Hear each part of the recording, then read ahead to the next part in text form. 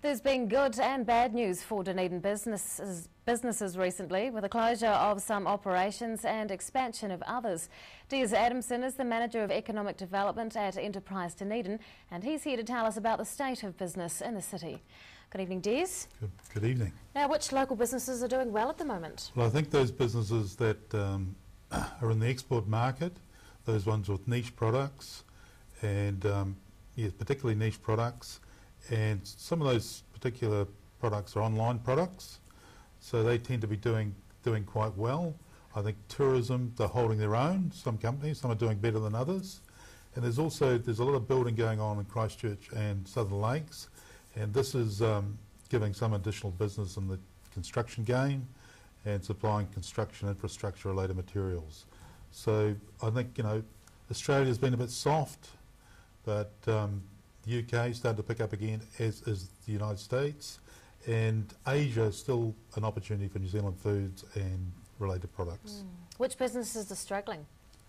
I would say there's those businesses who are supplying internally to the Dunedin market, the domestic, if you like, domestic Dunedin customer.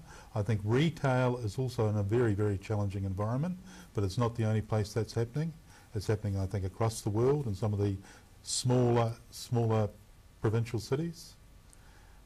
What is the state of local business overall? The economy is generally pretty flat, although some areas are showing positivity, as mentioned before.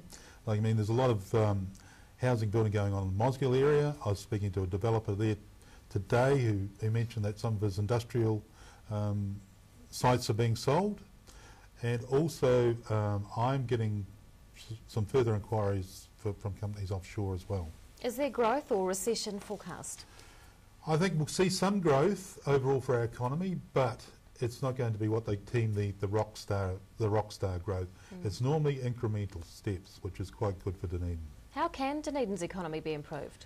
I think what we're seeing now is there's got to be greater collaboration. We're seeing this in some areas now with a number of economic development strategy projects working in collaboration. We've got the Export Education Project, we've got better support for exporting, and we've got the China Project, just to name a few.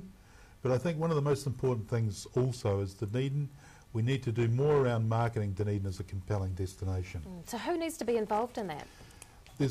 I think the large parties in the city, you've got basically Ngā Tahu, where there's an investment element.